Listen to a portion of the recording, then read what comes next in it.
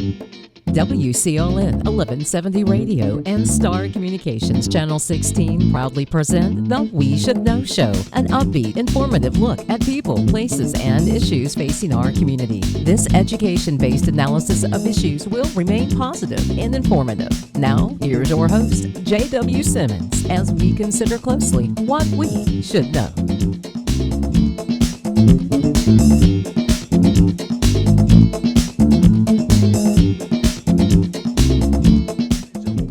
We Should Know is on there. I want to thank you for being with us today. My name is J.W. Simmons. I'm your host, and we're very pleased to have two guests with us today. One of them you're going to know immediately. The other you're going to know because he's been on the show before. But I want to start with the Secretary of State of North Carolina, and that's Elaine Marshall. Madam Secretary, thank you for taking time to come to Sampson County and sit down in this rural landscape of which you are familiar with, and have a conversation about issues facing the Secretary of State.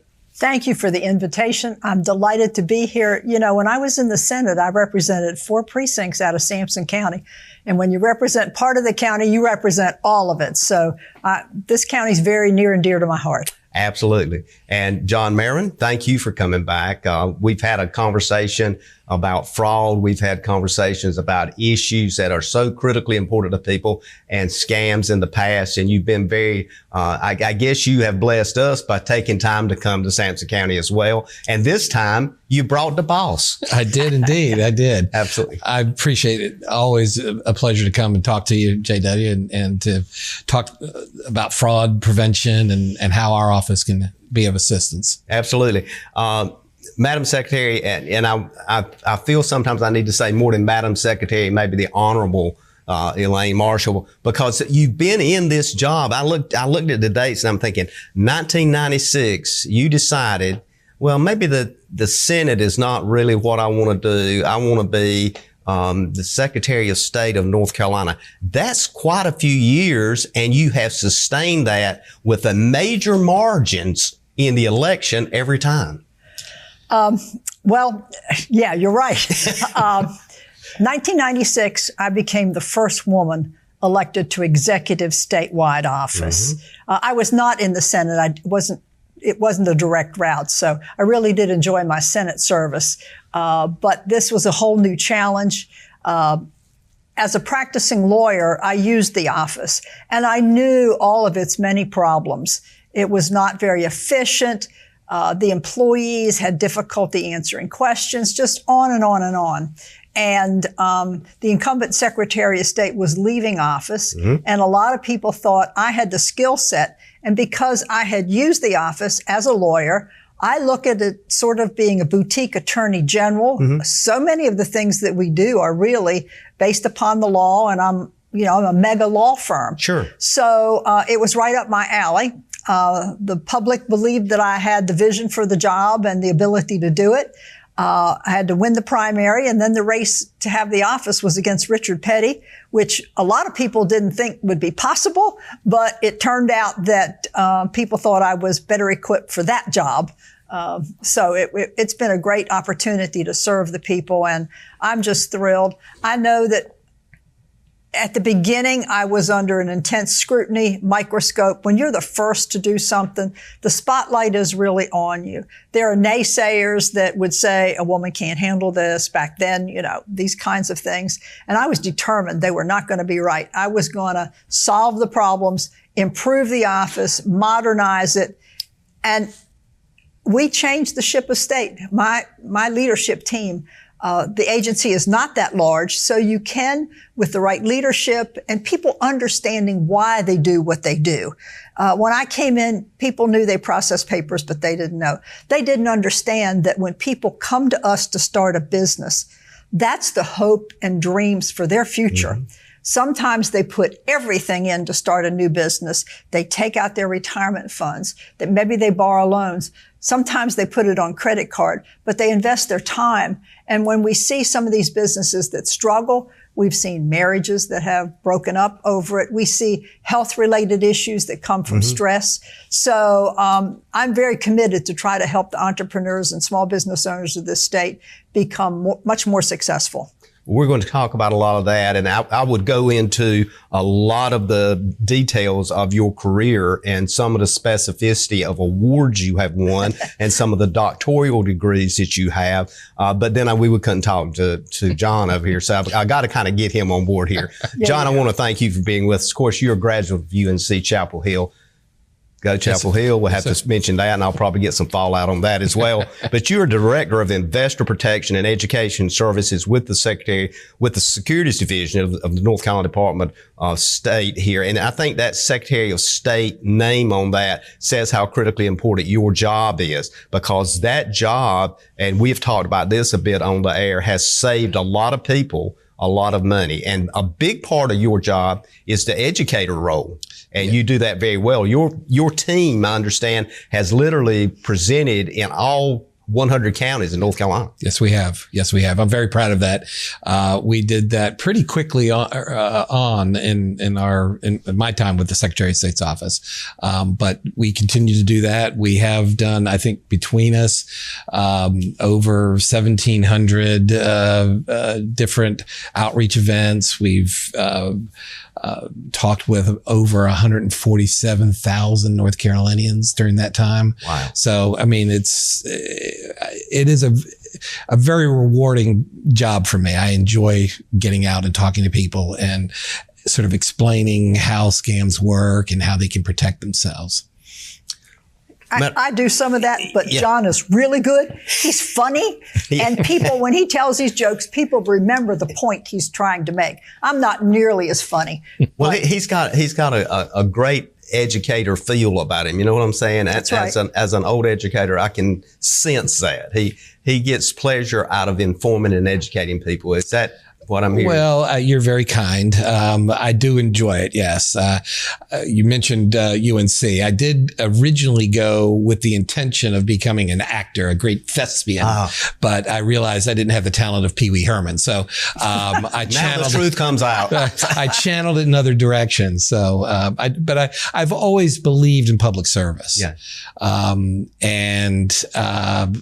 Secretary Marshall has given me a great opportunity, a lot of freedom to there wasn't originally a job description for what I did. But she's given me a lot of freedom to explore different ways, different constituencies of people, groups of people. We talk with seniors. We talk with professional people. We talk with business owners. It gives me an opportunity to be very creative in a way that I wasn't able to be as an actor. I have exclusive jurisdiction in the criminal area for these kinds of things. But the truth of it is, we can't prosecute our way out of this. So we've got to educate the public. What John and his team does is vital to prevent the crime. That's a whole lot easier than solving the crime and punishing the criminal. And especially with senior citizens, they don't have the ability to continue to work to earn and put that money back. Once they're in their retirement years, every dollar is very precious, and they should spend it the way they want to. Amen. And oftentimes they're the ones targeted because they feel like they can deceive those people even more. And we're going to talk about that coming up, because I want to do at least one or two segments just on two topics. The first one I wanted to touch on, which I know that not only do you have a passion for, but we could do a series of shows on. And that's something that is just interests me. It's called Rise NC. And that Rise NC stands for Resources for Investors, Startups, and Entrepreneurs. It's actually resources for innovators, startups, and entrepreneurs. But it's anybody starting a business. Yeah. But Rise can help an old business, not just a new business, a long-term business, a generational business. The state of North Carolina and the federal government and nonprofits provide a lot of help for entrepreneurs. In places like Raleigh and Durham, the ecosystem for entrepreneurs is pretty abundant. You come to places like Sampson County, Bladen other County. Rural counties, the ecosystem is not very good. So we are pushing out information about what these organizations do to help entrepreneurs that don't cost anything. People just don't know. And so we're trying to push that information out. And one of the things is, people I want to know, we can post this on the show as it airs as well, is that the NCSOS website has a lot of the things we're talking about today. So it's not like folks has got to take notes out there. All they got to do is go to that website and it walks them right through it. That's correct. The big issue for me with the whole development of entrepreneurs, and if I don't ask this question, I'll probably get in trouble, especially with this rural landscape. We here in this area and surrounding counties see agriculture as one of our major business players. What you're saying also applies to ag businesses and ag-related businesses and farm businesses. Absolutely. Yesterday, I worked with a farm couple down in Bladen County, connecting them to resources they didn't know existed. We've been doing business roundtables in rural counties, and any number of things are ag-related, whether it's ag tourism, whether it's food products, value-added enhancements, novel ideas that people have for the use of their ag products, everything. It's all across the board, but we're especially... Prosperity is good in North Carolina, but it's not as widespread as it needs to be, because we do have counties that are shrinking and dying. And the tragedy is young people go to college and they say, I can't come back. I can't earn a living here, or I'm about to get married and my intended doesn't want to come live here. Mm-hmm. It's quality of life issues. It's economic opportunity issues. It's education, healthcare issues also. The only way that we can preserve those counties and build it up is from within. And that's homegrown leadership, homegrown entrepreneurship, homegrown economic development. And those legacy businesses seriously apply so much to agriculture too. We're seeing a lot of folks do exactly what you're saying. They go off to college and they decide, well, I believe I would rather be there than come back here in the rural landscape and, take on my dad's hog houses or farming operation. And so they end up not having anybody to sell them to. And you've heard all this before, but I'm just making the point that that's a huge investment for our whole state. So we're going to talk about another issue and continue the conversation on this issue when we come back. So I'm going to ask everybody, if you would, please stay tuned, and we'll be back in one moment. Looking to refresh your home? At Clinton Appliance and Furniture, we've got everything you need to create the perfect space. We're here to help make your house a home with stylish furniture, appliances, flooring, design services, delivery, and repair. Visit ClintonAppliance.com to explore our selection, or visit us at 401 Northeast Boulevard in Clinton. Shop local. Shop smart. Shop Clinton Appliance and Furniture. Experiencing slow internet? If you have a fast internet package, the problem is most likely your wireless router. With more devices using Wi-Fi, your wireless router may not be able to deliver the speed and coverage you need. We now have the leading solution to enhance your internet experience. Using small devices in a mesh network, these Wi-Fi appliances cover just about any size home, so that all your devices can operate to their fullest potential. Whole home Wi-Fi from Star Communications. Get the most out of your internet connection. At Fisher's, it's not just about fashion. It's about exceptional service.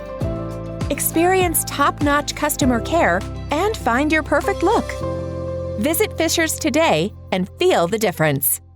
At the Reedy Mark, we take pride in a unique, distinguished customer experience. We specialize in handcrafted cocktails, allocated bourbons, as well as gourmet signature food items exclusive to our menu at the Reedy Mark in Roseboro. The average American household has 17 devices connected to the internet. With more and more devices able to get online, you may need to increase your internet speed.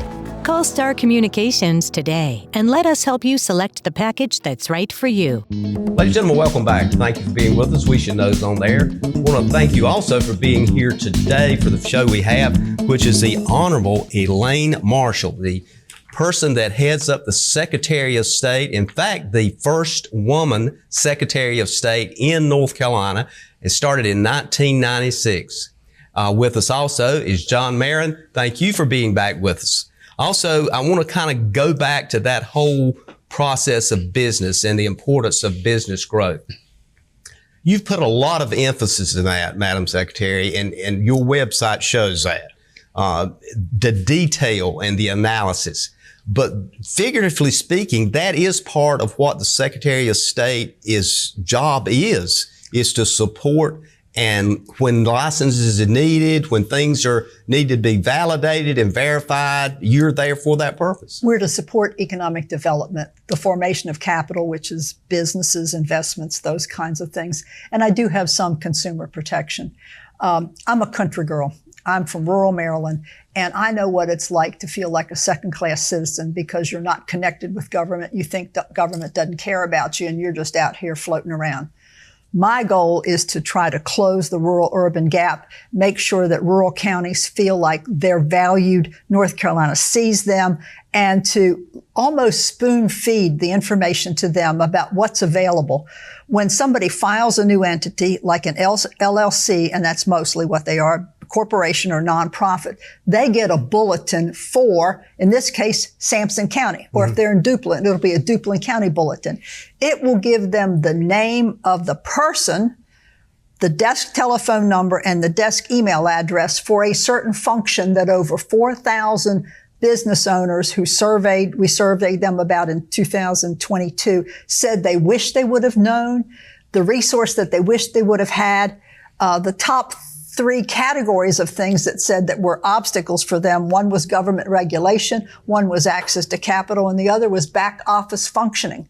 We're sitting here in the shadow of the community college, and so many people don't know that the Community College Business Center offers free services on making a business plan. Some of them have boot camps to see if people really are meant to be an entrepreneur. Sometimes there are people that have a great idea and they go through some of these boot camps and they go, you know, I'm not cut out to do that because of the requirement that you're not going to get a paycheck. You know, you got to pay bills and that kind of thing. You got to grow to the point where you can make a living out of it. It's been funny. I've had some business roundtables. We've done about 25 of them. This was in Halifax County. Somebody said, well, I just had a hard time filling out government forms. Some other entrepreneur at the table said, well, Kelly at the business center helped me. Another one said, Kelly helped me with mine. People did not know what was available at no cost. There's a misconception, unfortunately. People said, I wasn't good in high school. I can't get into the community college. North Carolina Community College system is an opportunity system. Anyone can go. If you have no formal education, if you didn't go to but the 5th grade, you can go and get that GED certificate equivalency, if that's your choice. But you also can learn how to weld, carpentry, hairdressing, so many skill sets. Or for people that do want to transfer to a 4-year college, it is the most economical way to get the first 2 years of education that will transfer to any of our schools and get a good education very cheaply, dare I say, at home, and can live at home. Or, you know, it's just a gem. When I work on economic recruitment teams, and when we explain to companies what the community colleges can do in customized training, they look at us like, I don't really, you know, so we have to take them to one of the colleges and show them that that's available. People that want, our newest industries are battery and pharmaceutical, life science and agri-sciences and technology. All of those are skill sets that you can start at any community college. And for sometimes some of the certificate things, like the Durham-Raleigh area has a lot more biotechnology for the life sciences industry. Of course, the new plant science building at NC State is going to be cranking out a lot of good things for the agriculture community and using less herbicides, less water to grow certain plants, that kind of thing. North Carolina is the best place to be for opportunity. There's no doubt about it. And one of the things I get from that, you see me smiling because you talked about a passion I've had for years with community colleges.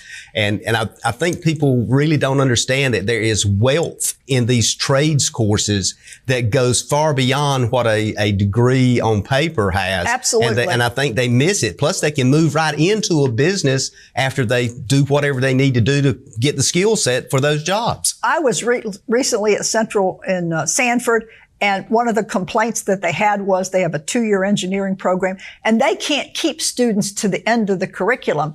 Companies come and hire them away for really good money, and the students they realize they don't need to have the certificate in that area. They're going to take the job when it's there offered to them. There's some great stuff if people will check, and You don't have to have a whole lot of money on the tuition courses. They're very modestly priced. There are some families that don't have a college-going history, and the community colleges will help that family understand and help that student, first-time student, to know what it takes to be successful. Just so many resources at the community college, and they're there to help and very willing to do it. Well, absolutely, and it's good for folks to understand too that you play a role in this, and your whole department, the Secretary of State, plays a huge role in that, because when it comes to things that they have to have that are legal presence, you can help them through that process. Absolutely. If somebody wants to do something as a sole proprietor, like plumbing or something, or, handyman work, they can do that. But if you want to be a business entity, and sometimes that's needed, sometimes a certificate from a registration like architecture or things like that are required from the state, and there are boards for that. We will create that entity if they have the appropriate credentials. It protects them from liability if something goes wrong. That's the main reason that people form an LLC, protection from liability. And John, for you or the Secretary, either one, when you look at these things, why do you think we're still in some areas experiencing this, I'm not going to say lack of willingness, but we still see people not stepping into these roles? And you look at the statistics, and for example, electrical degrees, where people have the credentials to be an electrician, there's just going to be a huge void there, because a lot of those people that are registered are reaching the age, like with plumbing, they're not going to crawl under houses. They're not going to do a lot of the labor work. Yeah.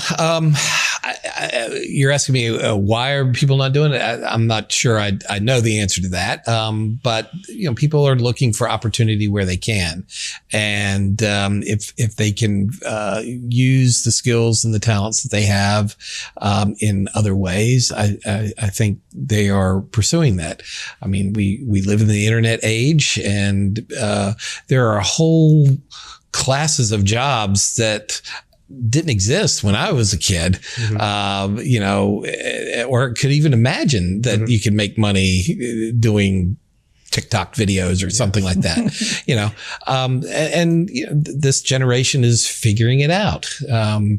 It's not your grandfather's economy anymore. Absolutely. Good point. Influencers. Yes. I never heard of what an influencer was until recently. Absolutely. Because everybody has an opinion. How come some are more valuable than others? And why would millions of people listen to that? And even the news media today is trying to figure out, wait a minute, we just lost part of our audience because influencers. Yeah. And that's the online thing, which I want to talk about in a few minutes. The big thing for me is in your commentary is one of the things I have read is that you are 100% about government transparency. Absolutely, because we have business records, not the financial records, but every day people use our databases for buy, sell, lend, borrow, investment decisions. Any business person out there that's spending money, extending credit, will look on our websites. They want to make sure that who they're dealing with. Insurance agents tell me they don't write a single commercial policy for a truck or for a piece of property without checking to see if that entity is in good standing with us. People are just checking all the time, and it's 24/7 for free. Other states, that's not so. You got to pay large fees to sign up. You got to pay click fees, look fees.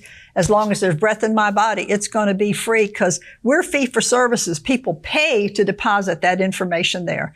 And so we have our own technology system. It's pretty easily to search. And my caution is that cybersecurity is a race without a finish line. So we've got to constantly be aware of those kinds of things. But we've got certain technology that if somebody's like a bad actor at 3 o'clock in the morning, looking around at a bunch of stuff and it doesn't make sense, we'll close them down. We'll deny them. Or if they try to do something, because there is such a thing as business identity fraud, they will get a message, we cannot complete this function. Call us in the morning. They don't ever call.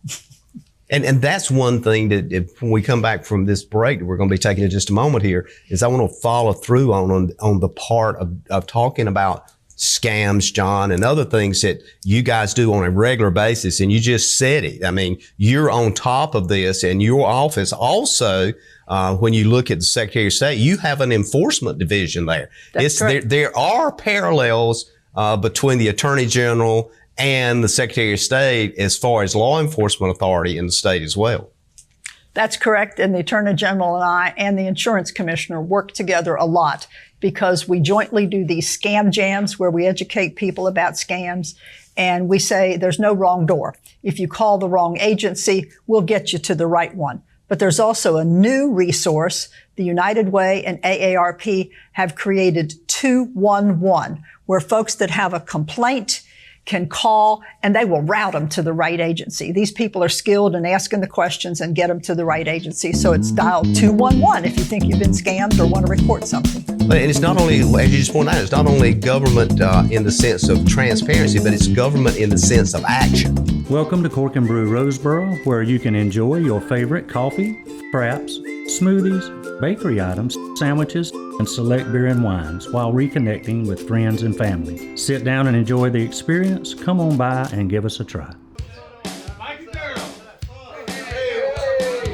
This year, when you get together with friends, we hope you have a great time. Just remember to drink responsibly and know your limits. Man, let me have your keys. And always have a safe way home. Enjoy responsibly and always plan ahead.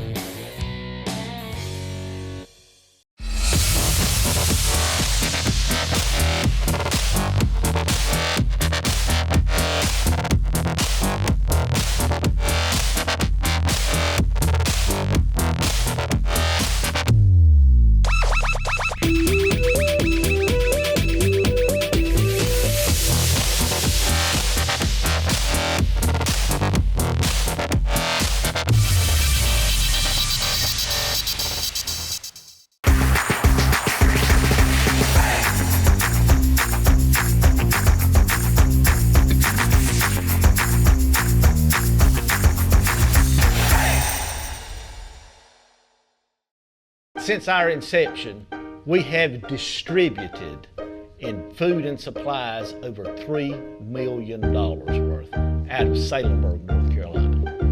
And people always ask us, what can we do to help? So Norman has got some little slide cards here so we can tell you what we do need and maybe, as importantly, what we don't need. Absolutely. So, what we do need is soup. Canned soup, ramen. What we do not need is hair tonic or hairspray. There's only one of us that uses hair tonic, and he has an ample supply. But we do need rice. We distribute rice every month. Bag rice, box rice, yellow rice, white rice, don't make any difference. We need rice all the time. What we don't need is live pigs. If you want to have that pig ready to barbecue, we can use that. But we do need canned vegetables. We'll take corn, beans, any kind of canned vegetables. We distribute about 2,000 cans of vegetables every month. What we don't need is chia pets. Sometimes early in the morning, Norman looks like a chia pet, so we don't need, particularly before he puts his hair tonic on. But we do need peanut butter and jelly. There's a lot of children at home. We use peanut butter and jelly, again, 12 months out of the year. Any size jar, any flavored jelly, grape, apple, it don't make any difference. We'll take any of it. We do not need sushi. The fish around here says, please cook me in lard. We don't need sushi. But we do need Pop-Tarts. Children at home, they eat Pop-Tarts. We need Pop-Tarts all the time. We do not need used tires. That may come as a surprise to some folks, but Norman has decided to bring his used tires around his belly. That's where he hauls his all the time. Send checks to the Christian Food Bank of Salemburg, P.O. Box 134, Salemburg, North Carolina, 28385. And Norman has a little note there that says cash is as good as money. So that's how you can help us.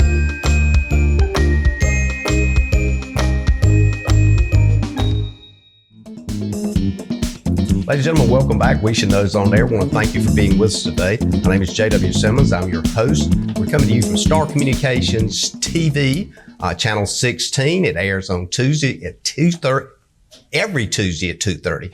And on Tuesdays at 7 p.m. and Thursdays at 7 p.m., there's a replay of the same show. So if you miss it, you got opportunities to pick it up later. Also, another medium it's aired on is WCLN Radio, 1170 AM, right here in Clinton, North Carolina. A lot of farmers I hear from that literally into tractors and the trucks and stuff can turn that radio on. And I appreciate you listening to us. We're constantly trying to stay in touch with you. Today, we've got some very busy people with us, and they've taken time to come to Clinton, North Carolina and have a conversation. And that's the Secretary of State, Elaine Marshall, and also John Maron, not to be confused with Barron, but Maron. And I want to just thank you for the time and effort, Madam Secretary, that you've put in since 1996. You've literally, and I'm going to say this on air, and you might disagree with it, but you've literally given your life to this job. I've invested a lot in it, yes. Yes. Yeah, because you don't get to walk away and everybody knows who you are, and you're somewhere. I guarantee you go to very few places. Somebody don't figure out. It's not a 9-to-5 job. I check out at places and they look at me and go, and they say, I know you. People will stop me and say, are you Elaine Marshall? They're not quite sure. One of the greatest rewards is when a family, a mother, a grandmother identifies and confirms who I am, and then brings granddaughters up and says, I want you to meet this lady. She broke barriers for you. And I talk to the young people and a little bit about their aspirations. I know I've opened a lot of doors for a lot of women, a lot of families, and just bettered our economy, encouraging people to get credentialed degrees of some sort, what have you. I practiced domestic law in Dunn, Lillington area when I was practicing. So I'm kind of a problem solver and a matchmaker. I like to put things together. That's kind of part of your nature, though, I think. You grew up with that. And the people that are so fortunate, in my opinion, are folks like you that have tagged into something that I just say maybe God built them for. Well, I was raised on a farm where you don't quit. You just keep on working. My mother was a church organist. My father was supported the fire company and did all kinds of things like that, and the fire auxiliary. I was voluntold to do a lot of charity things in my time, or church things in my time, because that's just the family life that I had. Giving of yourself is a great pleasure. It is. It's an honor to be able to do. John, when I want to open this segment, I think the thing that strikes me is that you've been all over this for a number of years, and that is the whole thing, dealing with the world of securities, fraud, and particularly scams. And as I talk about it today, I think about the Wilmington issue. Tell us what happened in Wilmington with the Secretary of State. And I'll start with you. Either one. Okay. Well, the whole issue of cryptocurrency is front and center in our world now, and you'll see these little kiosks all across the state. I think by some estimates, there are over 1,000 of these these crypto ATMs. A lot of them are in like convenience stores or gas stations, but they're scattered around. And what most people don't realize is that they are completely unregulated. They use the name ATM, which we have gotten from banks. Well, banks are regulated, but these crypto ATMs are not currently. And what we're seeing is the bad actors, the online bad actors, will through a combination of fear or other kinds of persuasion tactics, will get people to basically put their money into these machines and send them off virtually anonymously to some place. It could be anywhere in the world. And what folks don't realize is that most of those kinds of situations are scams. And what Secretary Marshall is doing is she's teaming up with Attorney General Jeff Jackson, AARP North Carolina, the United Way, and local law enforcement on a voluntary program of public education, basically. And the idea will be to have local law enforcement, those that are willing and wish to participate, to go into their local communities where these businesses are hosting these ATMs and asking if they would voluntarily post a simple warning sign near the machine to just have somebody have one last moment of a pause before they put the money into the machine and send it off. Because kind of a red flag. Kind of a red flag. Just say, look, no governmental agency is going to ask you to pay your bill or a fine or your taxes by sending you to a crypto machine. The sheriff isn't going to fine you for missing jury duty by using a crypto ATM. So it's just reinforcing, slow down, think about it, make sure that that it is a legitimate thing, that you understand what you're getting into, because once that money is deposited, it is gone. Madam Secretary. The scams that we're seeing are the same old scams that have been going on for years. They're the ones that the grandchild is in jail in Mexico and don't tell anybody, but get me out. It's the romance scam. It's some of these things where people talk about a guaranteed investment, a stranger, a wrong number, people call you out of the blue and they've got this investment opportunity for you. So the Bernie Madoff type stuff, it's those kinds of things. But this is a faster way to lose your money. And people take their money out of the bank and they're instructed to come to these. And one of the telltale signs is if there's a senior citizen. Senior citizens are targeted because they got money. Yeah. Some of them do get into cognitive decline, but it's pretty hard to scam people who don't have money. So that's why senior citizens are targeted. And doctors get scammed, architects get scammed, lawyers get scammed. It is not anything to do with your education level. It's just people get wrapped up in things. Sometimes it's like an investment for the newest batteries that are going to make everybody really rich, all that kind of stuff, and save the earth and what have you. Whatever promo stuff they do. And have people but what we're looking for, we're going to tell the people that are hosting these, if there's a senior citizen who's standing by this thing, talking to somebody like, and why do I do now? Those kinds of things. Hopefully they'll read that sign and step away. Because once that money is in there, it is gone. There's no tracing it. There's no government behind this. You can't, like if you use your credit card and you lose money on a purchase, you can get some money restored back. There's nothing like that behind these cryptos.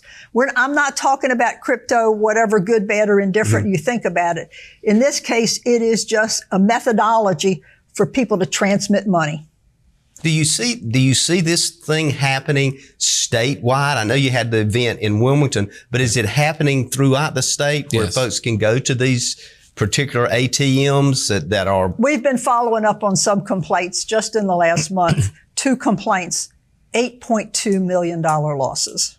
Wow. Unreal. Unreal.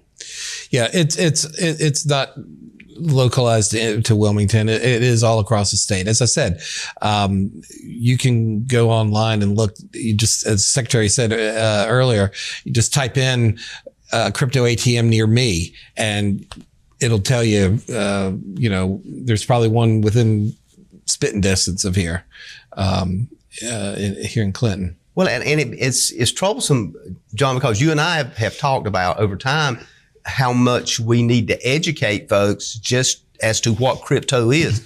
What is Bitcoin? What is crypto? Well, on the federal level, you've seen some leaning in the direction of supporting that.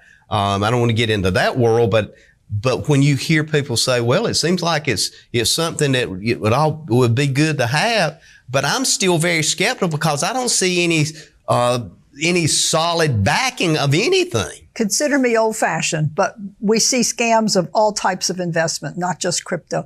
I tell people, if you don't truly understand how this is going to make a profit, how that business operates, don't put your money in it. You ask people how crypto operates, how it makes money. It's only because somebody else is willing to pay. It's because of whatever hype goes with it that people think it's valuable. There's no asset. There's no gold bullion behind it. Nothing like that.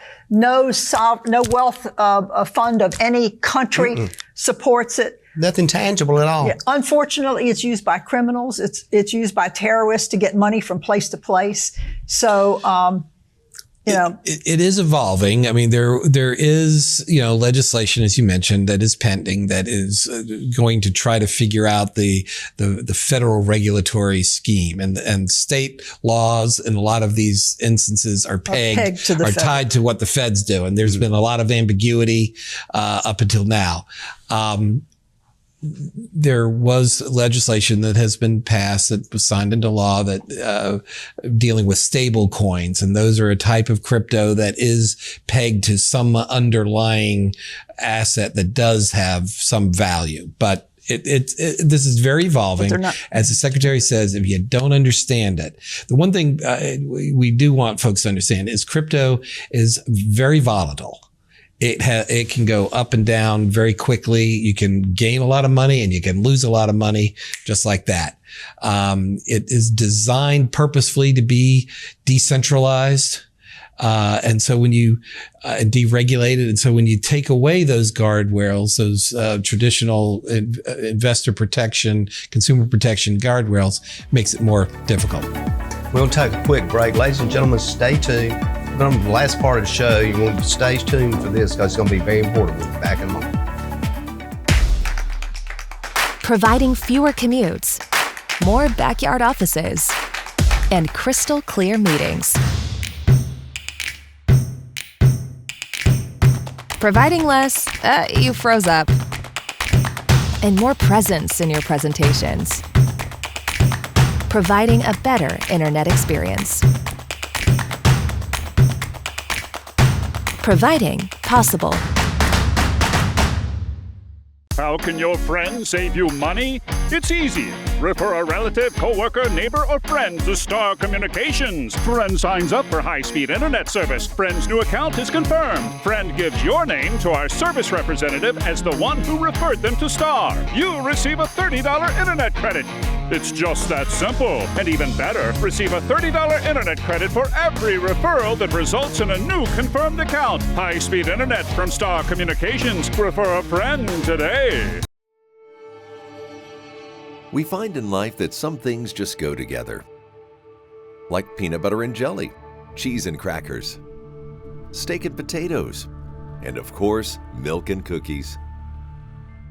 But the bottle and the throttle are never a good combination. Be smart. Be safe. Be responsible. Don't drink and drive. Ladies and gentlemen, welcome back. We Should Know's on there. I want to thank you for being with us today. August is the 15th year of this show being on the air. We want to thank you for keeping us informed on programs and things that you need to know more about. We've always looked at this show as an information education show. It started out as that, and it continues that today. We're continuing to air on Star Communications TV, also WCLN Radio. And our guests, we've been very fortunate to have many guests similar to the guest we have today, which is the Secretary of State, Elaine Marshall. Thank you. It's an Thank honor you for to be being here. Absolutely. And John Maron, thank you for being here. And when I think about, John, the things that you've done in the past and all your work, I want to, as I've told the Secretary, I want to thank you as well, because You started in 2005. I did. And yes. you're cranking up some years yourself in that job. So you've got experiential base. And I'm sure you're not going to let him go anywhere. He can forget Not if I can help it. Yeah, he can forget the acting career, I think. I'm just saying. It's not going to happen yet. Yeah. This last segment, I want to kind of do a wrap, and you guys know better than anybody. I mean, I can do all the research I want, but you know some of those nuggets that you want to get out there, that you really want people to know, because you see it either happened, it is going to happen, or something about that troubles you in the future. Madam Secretary, I'll give you the platform. Thank you. One of the things that we follow very intently is we have dashboards on all the kinds of things that we do, and it's the number of business creations. That is a key pipeline, an economic indicator. Fayetteville State University has done a study with our database that if we can improve the success of businesses, small businesses, by 5%, because we know the failure rate for new startups is pretty high, 5%, that will add 24,500 jobs per year in North Carolina and increase the economy by upwards to $2 billion a year. So 5% doesn't seem like much, but that's what I'm aiming for, especially in rural areas, to grow the economy. The month of May, we did 17,300 and some change new businesses in this state. For the number of days we were open, that is over 800 per day. So we're creating corporations, LLCs mostly, and nonprofits at a record rate. I can give you the statistics going back to 2018 of new business creation here in Sampson County. You have gradually increased. 2017, 2019, you were in the 200s. What was astonishing to me, the number of new businesses took off during the pandemic. People decided they wanted to do different things. They wanted to be responsible and not have to be responsible to somebody else. A lot of families had kids that school was not necessarily open or daycare was not open, so they had to have more control over their lives. So it kicked up to 338. Then in 2021, you went over 500. You've been over 500 new creations since 21, 22, 23, and to date this year, you're at 350. And if we're just slightly over the halfway mark, you all may make 600 to 700 new business entities right here in Sampson County.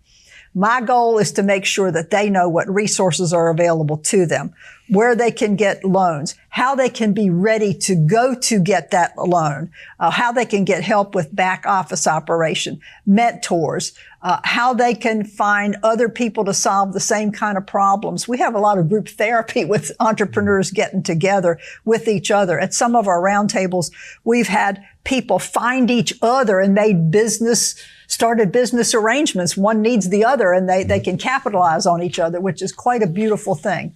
So here in Sampson County, you're no different. You've got great opportunities. This is a great place to be. North Carolina as a whole, Sampson County in particular. You're closer to the beach than I am at Raleigh, so that's all good. And we're just working on this economic development, but we also are keenly aware of scams that are out there trying to steal from people and preventing those. And those scams, John, is what you see on your windshield every day when you wake up. Yeah, it is, unfortunately. And the ones that we see a lot are ones that are coming in via text messaging and emails. And if I can leave anything with anybody, any of your viewers, is to simply not respond. If you have a text message that comes in over your phone, or a phone number, a call from a number that you don't recognize, do not answer it. Do not respond. Do not engage with the individual. Sometimes the scam is that they send out these very innocent sounding text messages that sound friendly, like, are you free for supper tonight? Or do you want to play golf next week? You know, things that just random, very random, but very non-threatening. And they appear to be like the old-fashioned wrong number messages. These are designed purposefully to try to seem innocent and to elicit some sort of response from the recipient. These are being sent out by thousands.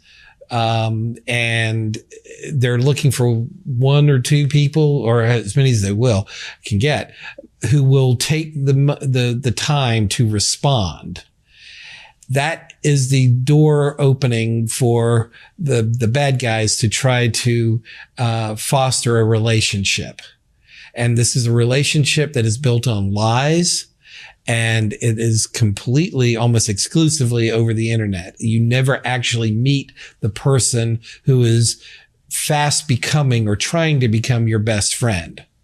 And it's once the relationship has been established, that's when the talk starts turning towards financial. And it almost always involves crypto. So my best advice to anybody is just simply ignore.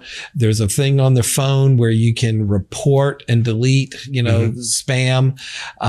Hit that button and then delete it off your phone. Do not respond. Do not engage, because that's what they're looking for. And that's what opens people up for potential fraud. Go ahead, Steve. I was just going to say, this is a piece of advice for anybody out there. If you have a older parent who might be living alone, loneliness is a terrible thing. And that's why some of these get entrapped into this thing. They want to talk to somebody. I would say to everybody out there, make sure you call your parents every day and check on them. They want to hear from you because they need to have a connection with others.